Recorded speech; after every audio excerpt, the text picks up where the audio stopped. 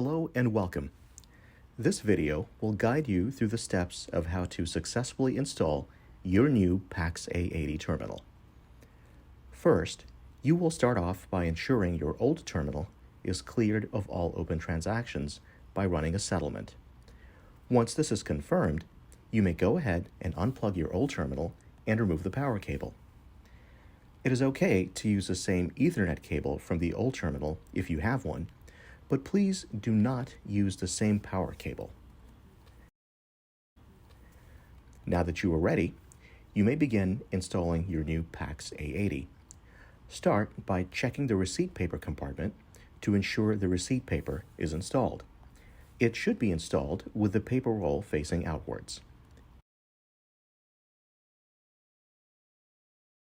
Flipping the terminal over, you may connect the Ethernet cable to the LAN port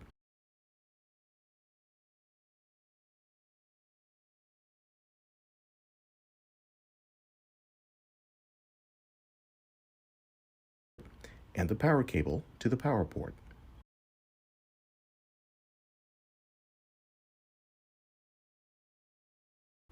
The terminal should now automatically power on and boot to the home screen. At this point, your terminal is ready to start processing transactions. However, if you do not have a working hardwire internet connection via Ethernet cable, you may connect your terminal to Wi-Fi. You may do this by simply scrolling down twice from the top of the screen and touching the downward pointing arrow next to Wi-Fi. This will show you the available networks you can connect to.